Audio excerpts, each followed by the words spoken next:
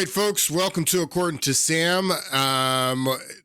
We're just trucking right along here in 2024, already in the month of March.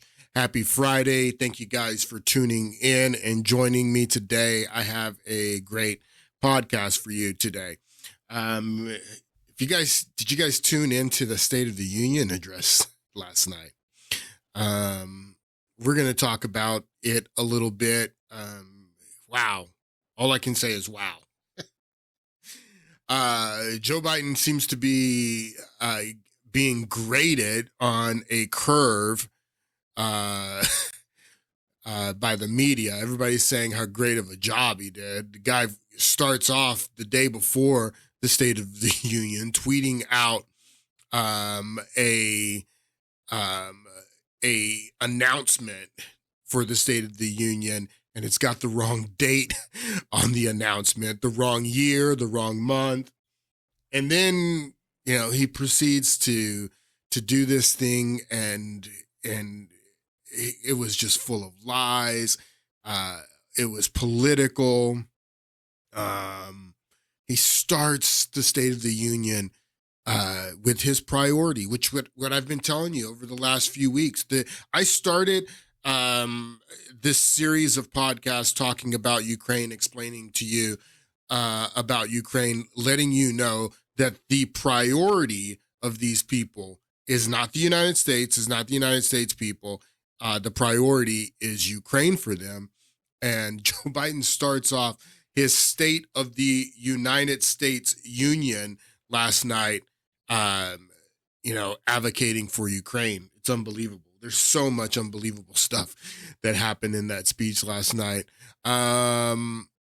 We also had Super Tuesday on Tuesday, and we know that the 2024 election, if you had any doubt who was going to be the Republican nominee, we now know that Trump is the Republican nominee and Biden seems to be running. I mean, a lot of people predicted that he wasn't going to make it to the finish line, and he was going to be replaced. There are people talking about Michelle Obama, Gavin Newsom. It's going to be Trump and Biden. It's going to be a rematch of 2020. And we're in an election year, folks. And from here on out, things are just going to escalate as we get closer and closer to November. This is about power. Politics is about power.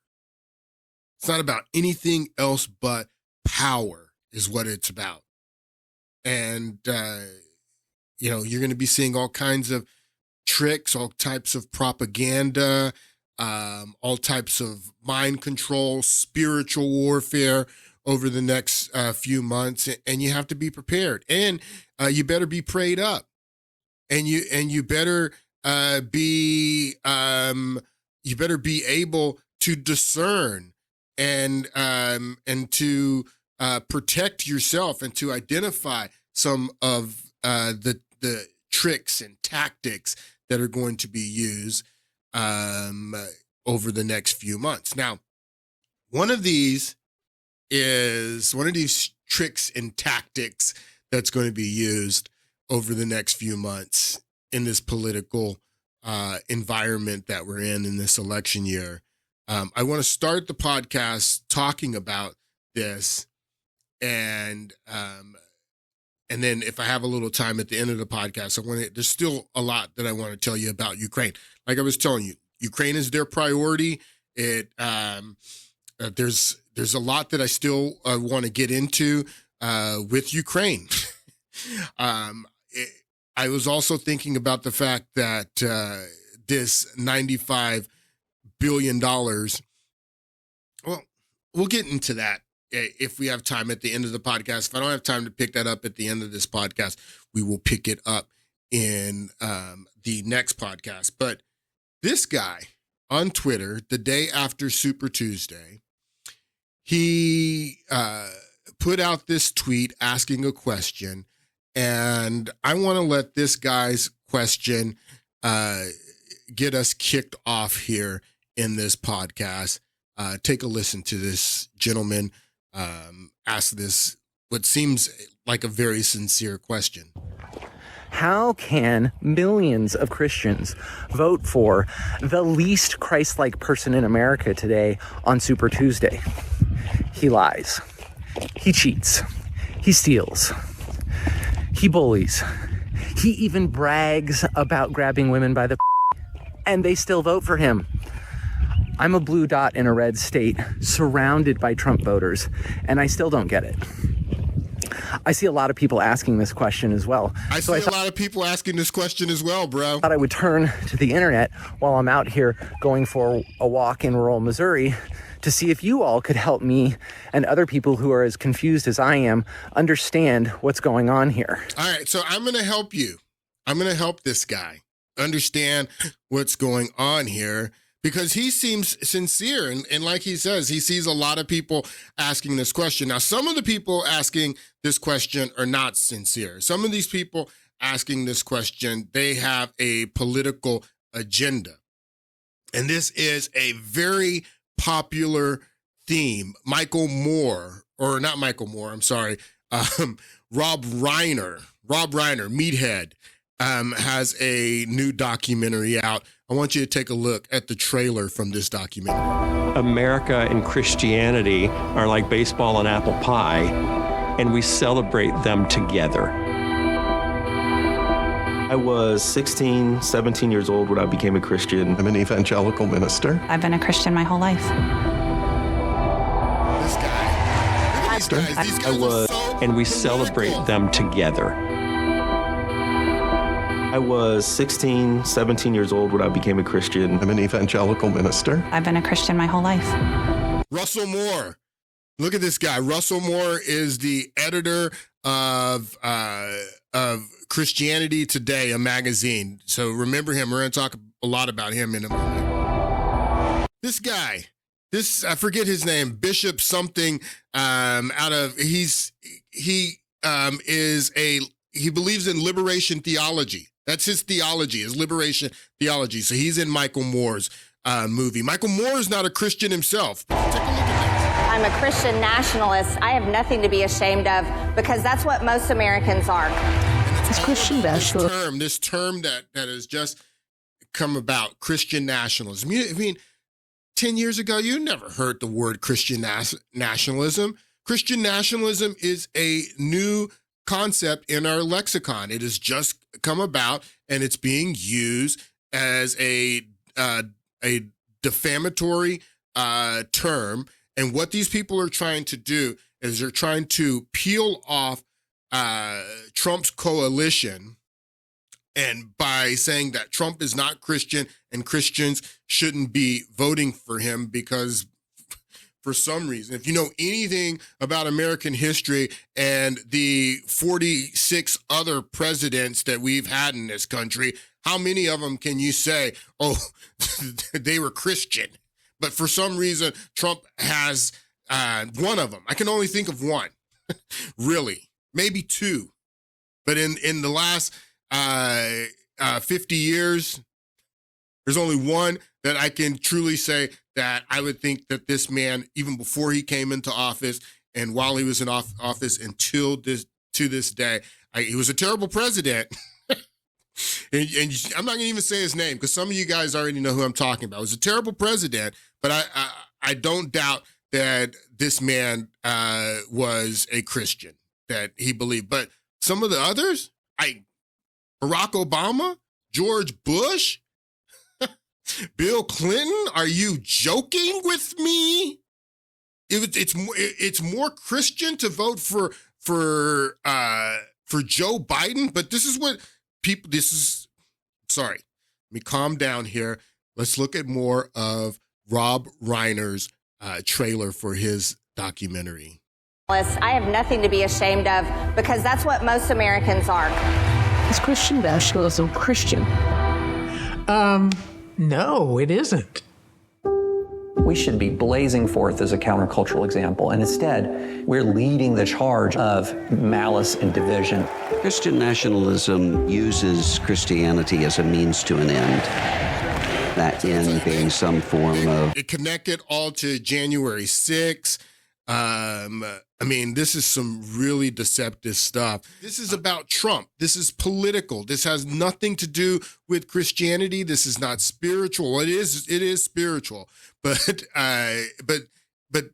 it's political. They are using spiritual manipulation for political reasons is what's happening here. Listen to Rob Reiner. We'll show you in the documentary. And by the way, there are very conservative Christian evangelicals, I'm sure they are, pastors, very respected people in the Christian community that are frightened of this Christian nationalist movement, because it's not they not only frightened about it hurting democracy, but Christianity itself. And we show in the film that this movement was the foundation for January 6th. The foundation for January 6th, Christian nationalism. Now, this is a brand new concept, Christian nationalism. This is a brand new term that they're bringing out and bringing it out politically and then tying it to January 6th. I don't know, was Ray Epps a Christian nationalist?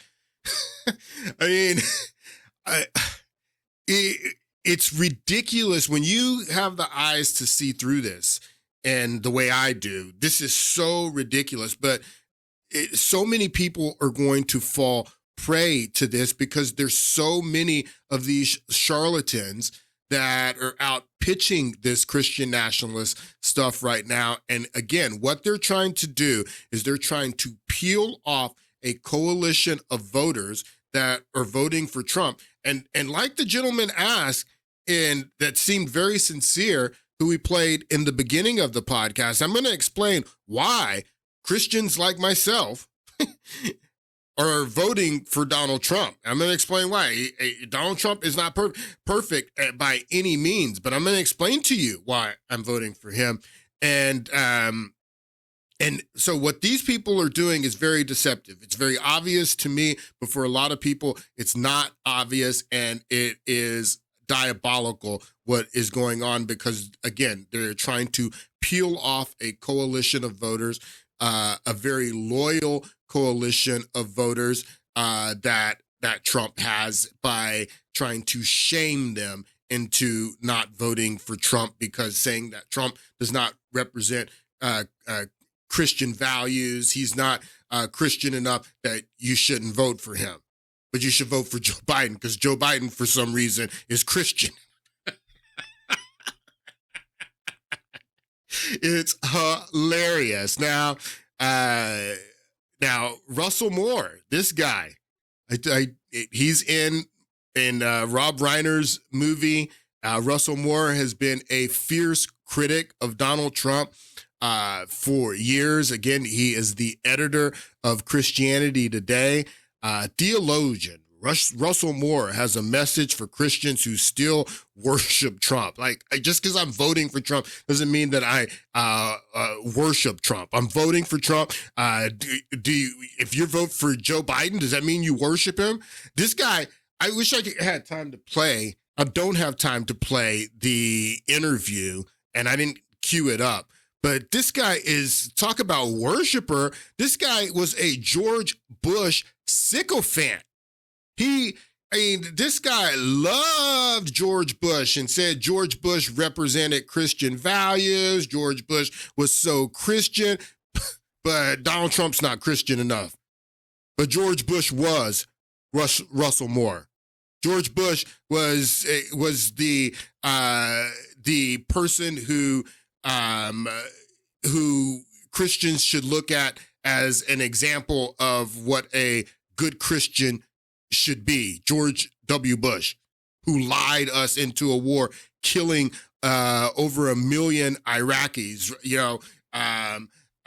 lied. His entire administration was nothing but lies. And George Bush, when he was asked, do Muslims and Christians worship the same God? George Bush said, yes, I think they do. I think Muslims and Christians worship the same God.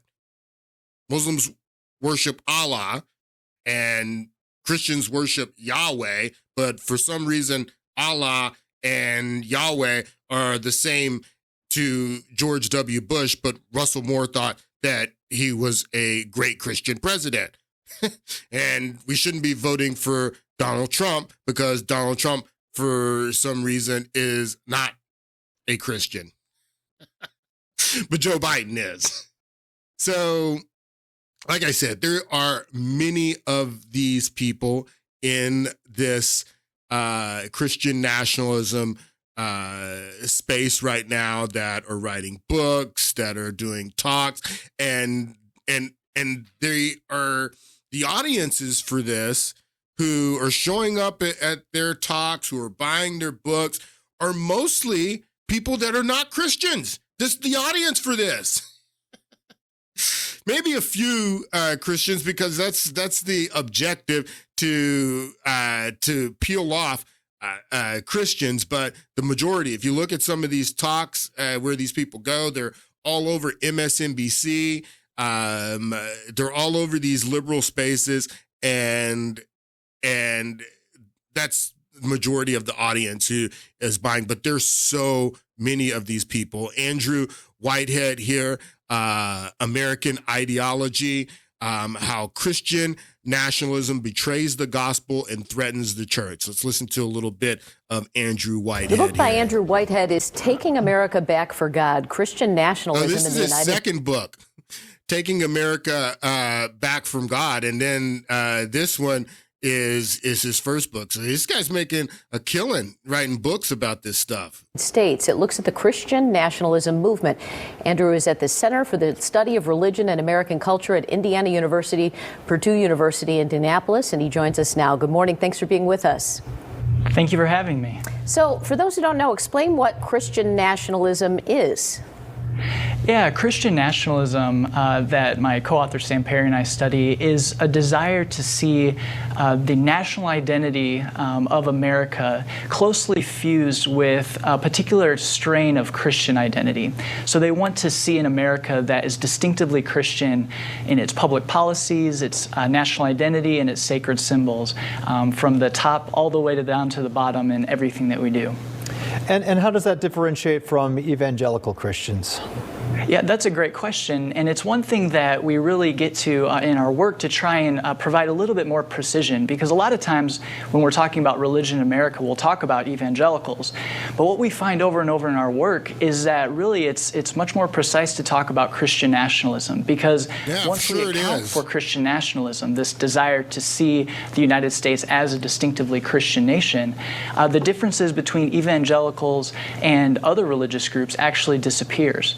And so we have a lot of evangelicals who do believe that the U.S. should be distinctively Christian, but about 20% actually reject or resist that ideology. So what does that mean, that the United States should be distinctively Christian?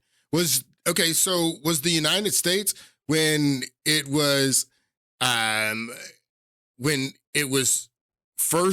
first came into being, after the Constitution was ratified, and the United States is in its earliest infancy.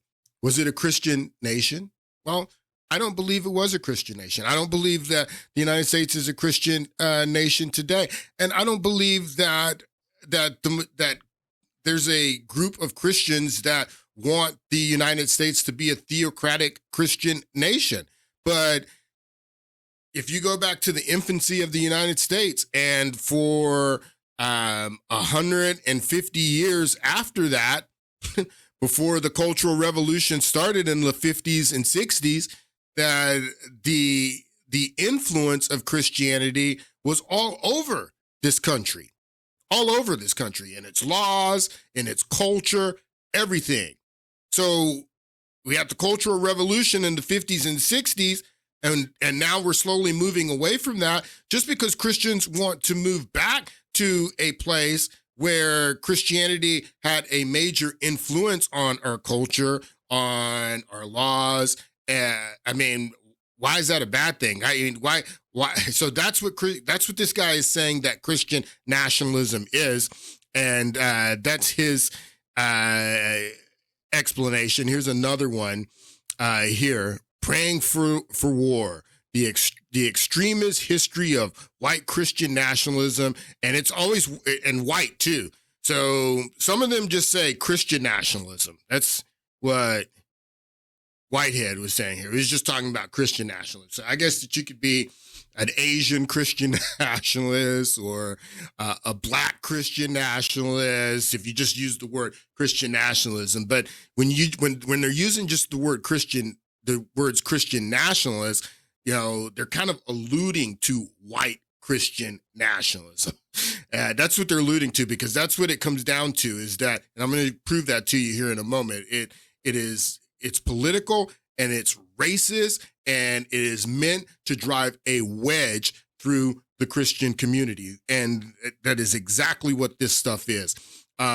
So this guy gets right to it. His name is Bradley Onishi, and Bradley Onishi, the Praying for the War, the extremist history of white Christian nationalism and what comes next. I want you to listen to a little bit of his lecture here. And again, it's a very liberal audience that he's giving this lecture to. You can see the sign here, secular by nature, ethical by purpose. They're humanists.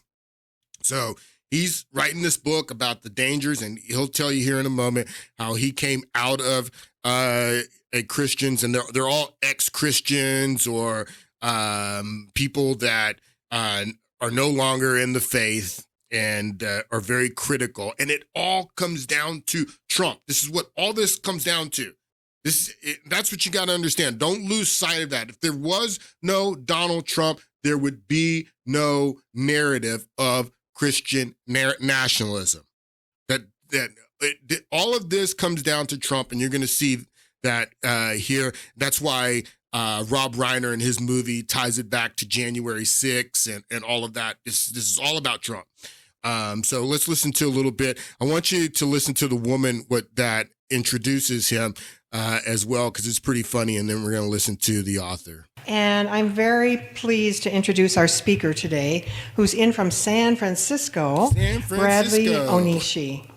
Brad is co-host of the podcast Straight White American Jesus, which I think should win some kind of award for most creative name of a podcast. He's also author of a new book, Preparing for War, The Extremist History of White Christian Nationalism and What Comes Next, which, as Ellie mentioned, will be for sale downstairs, and you can get Brad to sign it. Brad's presentation couldn't be more timely, as we are fresh off of the Iowa caucuses, where white evangelicals helped propel Donald Trump to victory. You see? A religion scholar who teaches at the University of San Francisco, Brad offers a perspective that most other experts on Christian nationalism cannot. He is a former evangelical minister. The title of the first chapter of his book is, Would I Have Been There? By there, he means the January 6th insurrection. See? You guys see? He brings that perspective to his podcast as well, where with his co-host, Dan Miller, he decodes some of the religious beliefs that undergird white Christian nationalism 3 times a week. Please give a warm welcome to Brad Onishi. Really excited to be here. I have a 4-month-old travel, and I believe it's about 6 degrees today, maybe more. So, okay. I'm not going if it's 75 and lovely. Okay. As Suzanne said, this is something I've lived. I left evangelicalism in 2005 and stayed kind of in the religion game as a scholar. So I've been studying these things for the last 2 decades, and I kind of bring an insider scholarly perspective to the whole phenomenon. As she said, we talk about this 3 times a week on our show, so it's always fresh on my mind, and it's kind of what I eat and breathe and live on a daily basis. So some of these slides I just added in the last couple days because things keep getting scarier. So let's so scary. Let's jump in. It's so scary. All right. hopefully our audio is going to play. We'll see if this plays for us. The other day, Donald Trump said on his first day he's going to be a dictator for a day. I like that. Yeah, I like that. You'd rather have Donald Trump as a dictator for 4 years or re-elect Joe Biden for 4 years? I would rather have Donald Trump. I mean, the question is ridiculous that they asked this person, but I just want you to see that this all has to do with Trump. All of this Christian nationalism, I just making the case that all of this stuff has to do with Trump. There would be no Christian nationalism without Trump. There was more of this lecture that I wanted to play. I'll put it in the show notes. You can find it on my website, According2Sam.com. And I'll put a bunch of references to this stuff. And if you didn't know that, you can find the show notes where I put data and support and references to everything that I talk about on this podcast on my website, and that's According2Sam.com. Tim, Alberta. This is one of my favorite of these charlatans. These political charlatans. Tim, Alberta, wrote the book, The Kingdom, the Power, and the Glory. And he's been all over promoting this book, talking about Christian nationalism, American evangelicals in the age of extremism. That's his subtitle.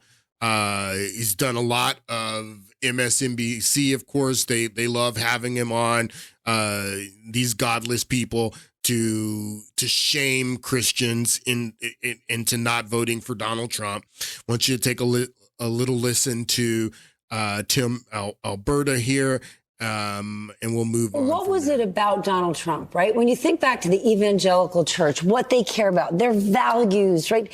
There is no alignment with Donald Trump, the man, except, of course, he said, let's get rid of abortion. Was that it? I have no alignment with Joe Biden as far as values go. None of my values align with Joe Biden. I'm sorry. None of my values align with Barack Hussein Obama. None of them. None of them. None of my values align with Bill Clinton or George, either Bush. None of my values align with them. So what are you talking about that my values all of a sudden have to line up with Trump perfectly to vote for him? It's ridiculous. Except, of course, he said, let's get rid of abortion. Was that it? I think it was a few things. I think abortion is, in many ways, the entry point. I think it's almost fair to characterize it as a gateway drug for many evangelicals. What I mean by that is that if you are a church-going evangelical Christian and you are taught, if you are discipled in the church to realize that partisan politics are not the end-all be-all, that is ultimately not the arena where you are called to invest all of your passions. But abortion, for many of these folks, is not a political issue. It is an ethical issue. It is a moral issue. It is a spiritual issue. So they sort of, they create a permission structure to invest in that issue of abortion. But suddenly, Stephanie, when you invest so heavily in that issue of abortion, then the red team becomes your allies, the blue team becomes your enemies.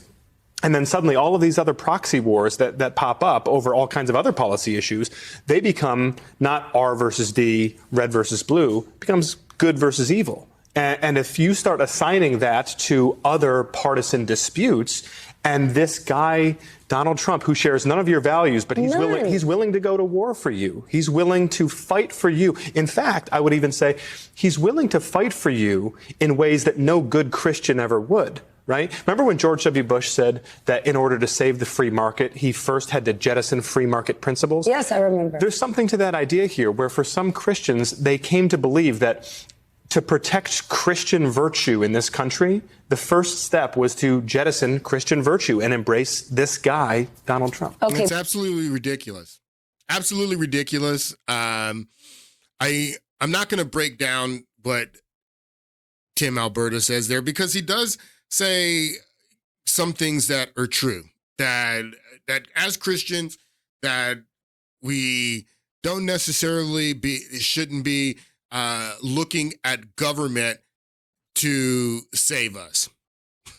the government's not going to save us. That's, this is what you got to understand, is that we don't believe that government is our God. So government is not going to save us. And no, we don't want to arrest government and have government do our will. That's not necessarily what we're talking about and what Christians are advocating. But, we live in a democracy.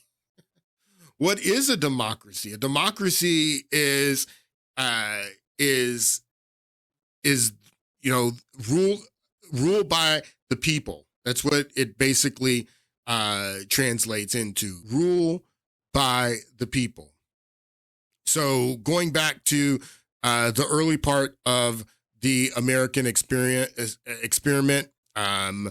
the early states, the first 100 years of the American experiment, people went to church regularly.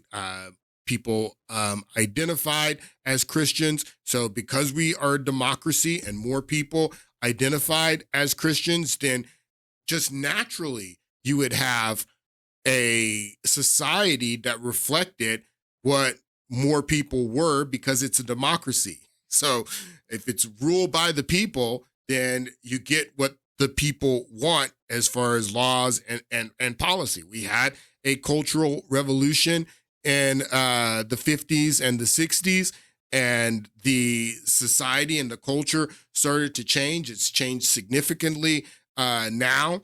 And what Christians should be doing is being a light. That's what Jesus tells Christians, that you should be a light to the world. So we should, in dark places, when the culture and everything is getting darker, we should shine a light to the world. I don't really get this concept of evangelical Christians. If you're not evangelical, I don't understand how you can be Christian at all, because evangelical means to evangelize. It's to proselytize your faith. And that's, that's the Great Commission. That's what Christians are called to do. So if you're not evangelical, how can you be Christian? So that's another, characterization that I don't really understand. But that's what Christians are called to do, is to influence the culture. And if you influence the culture and you have more people who accept Christianity and the culture and that are Christians, then naturally you're going to get laws and policies that reflect what the people want in a democracy. Nobody is saying that we want a theocracy where Christians are taking over the government and running the government theocratically. But what we're saying is that we are a democracy, and if more people if we evangelize, proselytize, share the good news of Christianity with more people accept Christianity, and then that reflects in the laws and the culture and the society. That is the mission of what Christians are talking about, which is being misconstrued as this Christian nationalist, that people want a theocratic Christian state. That's ridiculous. And that's what Tim Alberta is conflating here when he says that, we're being taught and the Bible teaches that we should be focused on, the kingdom of God and not any earthly government and getting into, partisan battles. He's half right there, and he's using half truths. But the other part of it is that, we should be trying to be a light. Jesus tells us to be a light in dark places in society. Jesus tells us to be salt, which is a preservative, to preserve culture and society. Now, we know that culture is rotting and that it's eventually going to rot, but Christians should be, to preserve culture as long as we can. So that's why Tim Alberta is conflating those, and these other people are conflating those. And for them, the only thing they care about is Trump. It's only political for them, one of my favorite Christian ministers, got into this in the last week, John MacArthur. He pastors a church in Los Angeles. I want you to take a listen to what John MacArthur says. That's a pretty big question. So let's just pick off Christian nationalism. I'll give you a simple answer. There's no such thing. No such thing. There is no such thing as Christian nationalism. They made it up for politics. They made it up so Christians wouldn't vote for Trump. That's what it all comes down to. The kingdom of God is not of this world. Jesus said that. He said, my kingdom is not of this world. If my kingdom were of this world, my servants would fight. His kingdom is not of this world. The kingdom of this world is a separate world. They're not linked together. Let me say it another way. Nothing that happens in any nation, whether it's a communist nation, a Muslim nation. I want to stop this because I disagree, and I don't know if I disagree, but I just want to add more to what John MacArthur says here, because he's saying that that Jesus did say that his kingdom is not of this world, and that the kingdom of God is not of this world. But when Jesus taught his disciples to pray, knowing that Jesus's kingdom is not of this world and God's kingdom is not of this world, when Jesus taught his disciples to pray, he taught them to pray, thy kingdom come, thy will be done. So even though the kingdom is not of this world, Jesus taught his disciples to pray to bring the kingdom of heaven into this world.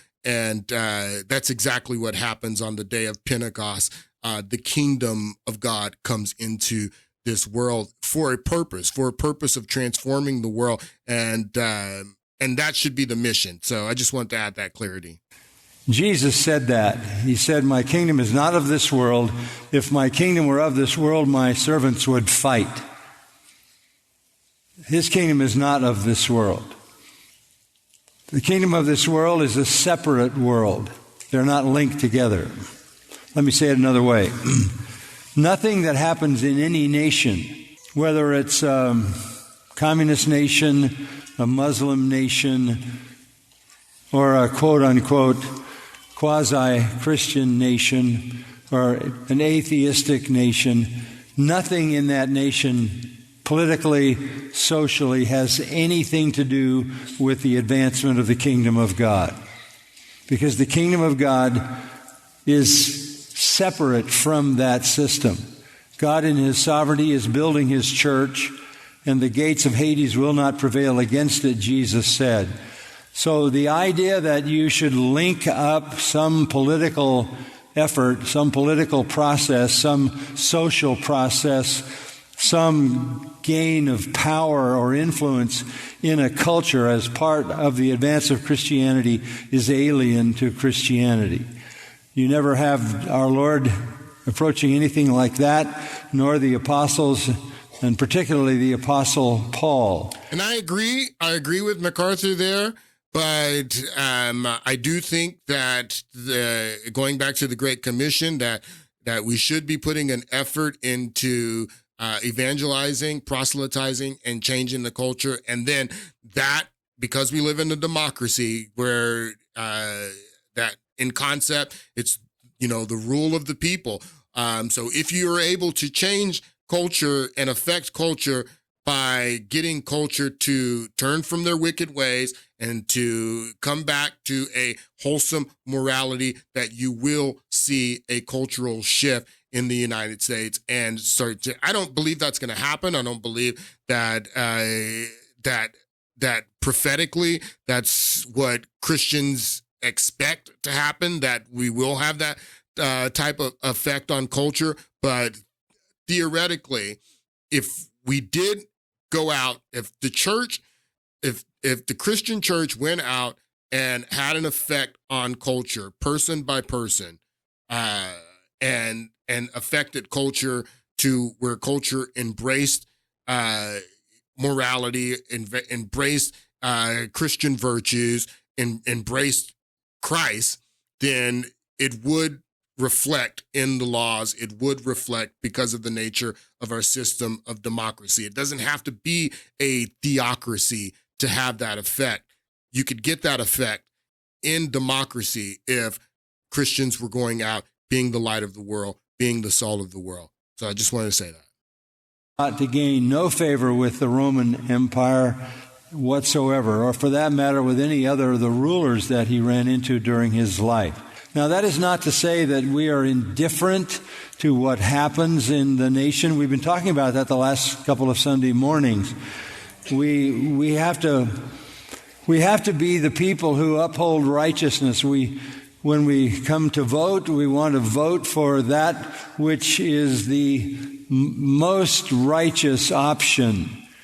Obviously, we can't vote in righteousness, but we have to vote in a way that reflects our commitment to the righteousness of God. So that's what MacArthur is saying there is that we need to vote for the policy. That it's not about the personality. It's not about, going back to this guy's question, it's not about the guy who's running. It's not about the personality of Donald Trump and the fact that you don't like Donald Trump and you think that he's mean and a bully and all the other things that you see in Donald Trump that somehow you can't see in Joe Biden. I don't know why you can't see those things in Joe Biden, but you see them in Trump. You said Trump's a liar, but I guess Joe Biden's not a liar. You don't see that.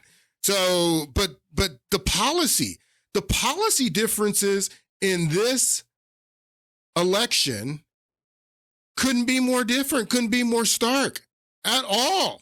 The policy differences between Joe Biden and Donald Trump. And that is what MacArthur is talking about here, is that Christians vote on policy. That's why Christians are voting for Donald Trump, is because Donald Trump's policy to kill the Iranian general Soleimani is a different policy than Joe Biden in giving the mullahs in Iran billions of dollars, unfreezing billions of dollars for them. That's a different policy.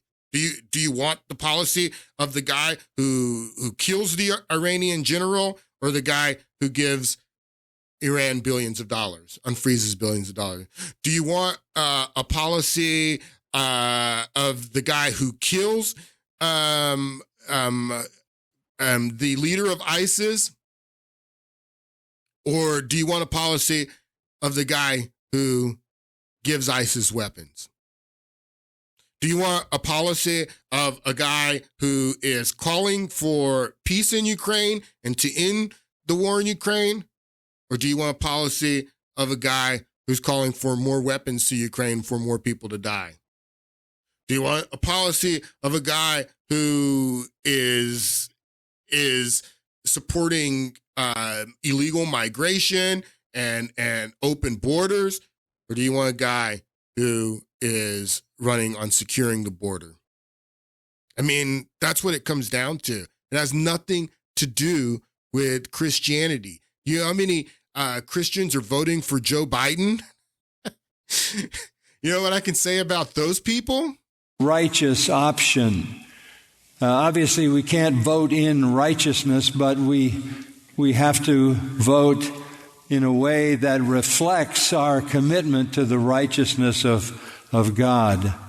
So we couldn't possibly elect somebody who was an abortionist, somebody who was LGBTQ or LGBTQ affirming, or any other deviation from God's. He's talking about Joe Biden. We can't vote for Joe Biden because Joe Biden supports abortion. Joe Biden is supporting this gender and LGBT madness.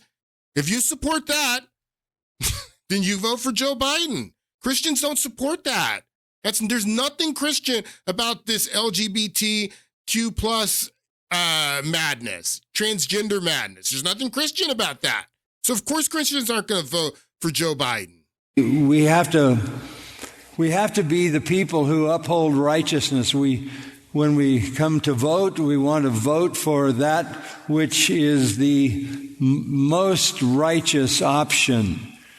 Obviously, we can't vote in righteousness, but we have to vote in a way that reflects our commitment to the righteousness of God. So we couldn't possibly elect somebody who was an abortionist, somebody who was LGBTQ or LGBTQ affirming, or any other deviation from God's righteous moral standard. So he said deviants. They're deviants. He said don't vote for deviants. So then MSNBC had these clowns on, and they wrote this book about white rule voters, and it echoes. Remember when Barack Obama called them bitter clingers? They're picking up on this Christian nationalist stuff. It all has to do with Trump, and they are making it very racial because they're not pointing out any Black Christians or Asian Christians or any. They want to make it racial because the purpose of this is to divide, is to drive a wedge into a voting bloc, a very loyal voting bloc that's voting for Trump on policy, not because he's some great person. We're voting for him on policy. It's funny because Joe Biden has this saying that he always says is that don't judge me by the Almighty, judge me, but yes, that's what he says. Don't judge me by the Almighty, judge me by the alternative is what he says. And I hear Joe Biden say that, I'm saying that's exactly how I judge Trump. I don't judge Trump by the Almighty. I judge Trump by the alternative. And you are the alternative, Joe Biden. What you're going to be faced with in November is a binary choice. Either Joe Biden is going to be president for another 4 years, or Kamala Harris, who's even worse, or it's going to be Donald Trump, or whoever he picks as his vice president. But, I mean, it's pretty much a binary choice that you have. So, no, I don't judge Trump by the Almighty. I judge him by the alternative. And if I'm making that choice, Trump is better than Joe Biden any day. Take a listen to these clowns who wrote this book. Their new book, out tomorrow, is entitled White Rural Rage, The Threat to American Democracy. And Tom, we'll start with you. Why are white rural voters a threat to democracy at this point? You would think, as we pointed out, looking at Joe Biden's background and Donald Trump's, that the opposite would be true. I mean, we lay out the fourfold interconnected threat that white rural voters pose to the country. First of all, and we show 30 polls and national studies to demonstrate this, so we provide the receipts in Chapter 6. They're the most racist, xenophobic, anti-immigrant, and anti-gay geodemographic group in the country. Second, they're the most conspiracist group. QAnon support and subscribers, election denialism, COVID denialism and scientific skepticism, Obama birtherism. Third, anti-democratic sentiments. They don't believe in an independent press, free speech. They're most likely to say the president should be able to act unilaterally without any checks from Congress or the courts or the bureaucracy. So, they're also, do you notice how MSNBC is bringing all these guys on that are writing these books? If they're writing about white nationalism explicitly, like Tim Alberta or some of these other guys. I mean, MSNBC, which these people, I mean, this is not a network of people that I would say would speak for Christians. But they keep bringing these people on to talk about how racist these white rural Christians are, and they're a threat to democracy over and over again. Most strongly white nationalists. This is a ploy, people. That's why I'm doing this in this podcast, because you're going to be seeing a lot of this over the next few months, and you should be aware of this ploy and you should reject it. White Christian nationalists. And fourth, they are most likely to excuse or... The guy, the black guy, Robinson, in North Carolina, it's a black man who the Republican Party just just nominated to be the governor of North Carolina. He's also a Christian. and that guy, I guarantee they're going to throw everything into that race because that guy destroys their narrative.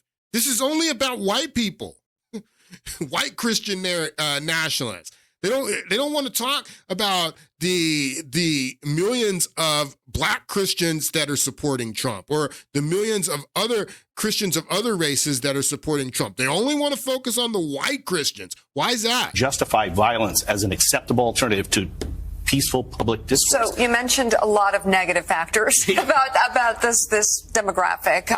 Tom, what else do they have in common? I think that what really matters at what this makes point them in time. vulnerable? Oh, well, a lot of that has to do with, as a starting point, the problems that rural America has, which are very real and very profound. Mm-hmm. I think this is interesting. The more problematic education systems. They have poor infrastructure. They've had a lack of economic opportunity. We've seen a lot of manufacturing jobs leave. So basically, America has let these people down, particularly Americans like Joe Biden. I thought one of the funniest things that he was talking about last night in his State of the Union was how he's going to be bringing jobs back. Oh, no, that's not the one. That's not the one that I wanted to show you. Hold on, let me bring this up. Joe Biden, he's working class Joe. He's going to bring these jobs. Oh, I have it right here. He's going to bring the jobs back. Look at this. He's blue-collar working class Joe. Democrats itching to take down Biden over free trade pass. Biden's campaign kicked off. This is 2020 campaign. Biden's campaign kicked off was designed to showcase his blue-collar appeal. A rally at a Teamsters Hall in Pittsburgh where he rallied against Wall Street, demanding that a local employer stop union busting. But one staple of Democratic stump speeches heard across the Rust Belt missing, middle-class Joe, as he has dubbed himself, didn't once mention trade. So one staple of Democratic stump speeches heard across the Rust Belt missing, middle-class Joe, as he dubs himself, didn't once mention trade. Why didn't you mention trade? There's probably a reason for that. In the Senate, Biden voted for the NAFTA, North American Free Trade Agreement, and permanent normal trade relations with China. So he voted for NAFTA and permanent normal trade relations with China. That's where all the jobs were shipped off to. So Joe Biden voted for all that. As then President Barack Obama's number 2, he supported the Trans-Pacific Partnership. So he was an advocate for the Trans-Pacific Partnership, that we're going to send more of the jobs over to Asia. So these are the choices that these people have to make, is what this guy's talking about here. Because she asked the question, what's driving these white rural Christian nationalists to Donald Trump? And he identifies the problem. So you mentioned a lot of negative factors about this demographic. Tom, what else do they have in common? I think that what really matters at this point in time. What makes them vulnerable? Oh, well, a lot of that has to do with, as a starting point, the problems that rural America has, which are very real and very profound. Mm-hmm. Very real and very profound. The more problematic. Who caused that? Who caused those very real and very profound problems in rural America with manufacturing, sending manufacturing overseas? Who voted for that? Huh? education systems. They have Right. poor infrastructure. They've had a lack of economic opportunity. We've seen a lot of manufacturing jobs leave from rural areas. Because of Joe And that Biden. kind of left them open to someone like Donald Trump, who would come along and tell them something that was true, but there is a system that has not served them well. Wow. But they're racist, huh? But they're racist. MSNBC again. This is from a couple of weeks ago. I don't know if you guys saw this, but this is another airhead on MSNBC talking about Christian nationalism. Take a listen. Hear words like Christian nationalism, like the New Apostolic Reformation. These are groups that you should get very schooled on, because they have a lot of power in Trump's circle. And the one thing that unites all of them, because there's many different groups orbiting Trump, but the thing that unites them as Christian nationalists, not Christians, by the way, because Christian nationalists is very different, is that they believe that our rights as Americans, as all human beings, don't come from any earthly authority. They don't come from Congress. They don't come from the Supreme Court. They come from God.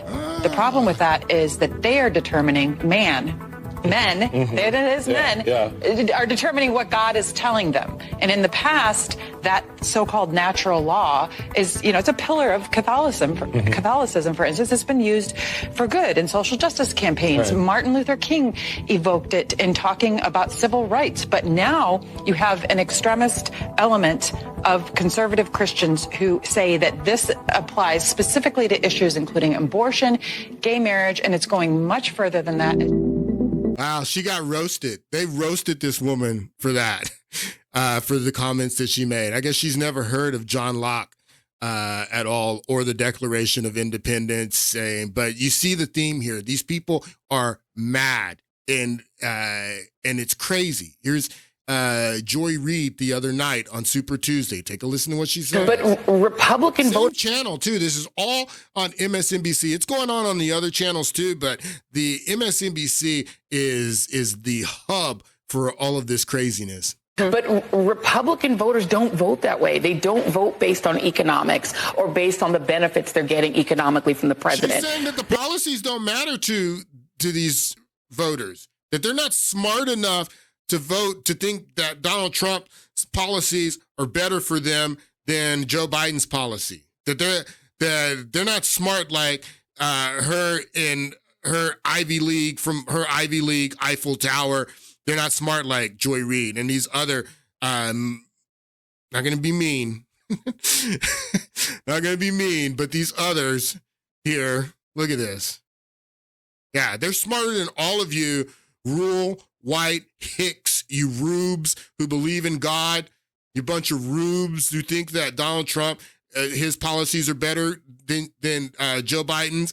They don't make decisions based on that. They don't vote based on economics or based on the benefits they're getting economically from the president. They're increasingly, from the Tea Party on, they're voting on race. They're voting on this idea of an invasion of brown people over the border. The idea that they can't get whatever job they want. A black person got it, therefore drive all the blacks out of the colleges, get rid of DEI. That is what they're voting on. They're just voting specifically on racial animus. At this stage, it isn't about economics. No, Wow. but They're only voting on racial animus. The white rubes are only. Now, why doesn't anybody say anything about Joe Biden always campaigning at the black church? What about the black nationalists? The black Christian nationalists? Yeah. Why does Joe Biden get to, and Barack Obama and all the Democrats get to appeal to black Christians and to go out and campaign to black Christians, and that's okay. But Donald Trump can't go out and appeal to white Christians. It's a con, people. So back to this guy's question. Let's listen to his question again. Millions of Christians. How can millions of Christians vote for the least Christ-like person in America today on Super Tuesday? He lies. He cheats. He steals. He bullies. He even brags about grabbing women by the and they still vote for him. I'm a blue dot in a red state surrounded by Trump voters, and I still don't get it. I see a lot of people asking this question as well. So I thought I would turn to the internet while I'm out here going for a walk in rural Missouri to see if you all could help me and other people who are as confused as I am understand what's going on here. I hope somebody gets my podcast to you, buddy, because I'm going to play this last clip. And this was Killer Mike. He was on the Bill Maher show a couple of weeks ago. And Bill Maher asked him, directly who he's voting for in November. Who does he support, Joe Biden or Donald Trump? And I want you to listen to what Killer Mike says to Bill Maher. And this is why Christians are voting for Joe Biden. For Donald Trump. And there's some voting for Joe Biden too. And you have every right to vote for Joe Biden. I'm not going to say that you're not a Christian or you're less of a Christian because you vote for a guy who believes in abortion and that there's more than two genders, a guy who supports war and death all over this world, a guy who is called Genocide Joe, who they're calling Genocide Joe. I'm not going to say that you're less of a Christian just because you vote for that guy, but don't say that I'm less of a Christian because I vote for Donald Trump. I vote for Donald Trump because of this. What are your feelings on the election coming up? Biden and Trump, are you as depressed about that as most people as a choice? My feeling is pick your policy, not your person. You hear what Killer Mike just said? As a choice? My feeling is pick your policy, not your person. Find out. This is not the Dallas Cowboys versus your favorite team. This is the policies that will affect our generations for the next 20, 30, 40 years to come. So close your eyes, listen to the policies that are being pushed. Close your eyes. Don't even look at Donald Trump. I don't even care about his personality. I don't even care about how many indictments, how many phony lawfare indictments y'all throw on him. I don't care about that. That's not what I'm voting for. I'm voting for closing the border. I'm voting for stopping the war in Ukraine. I'm voting for deportations. I have a lot of other stuff that I'm voting for. But those are the policies that I'm voting for. This is not the Dallas Cowboys versus your favorite team. This is the policies that will affect our generations for the next 20, 30, 40 years to come. So close your eyes, listen to the policies that are being pushed, and pay attention even to the people who don't have a chance of winning because they're going to say policies you may want to push. And I would say do that, but make it policy-based. Make it policy-based, people. And that's why Christians are voting for Donald Trump. And don't let anybody, especially people who are not Christians, who are not believers, don't let them shame you. I'll be back on Monday, and we're going to pick up talking about Ukraine because I have a lot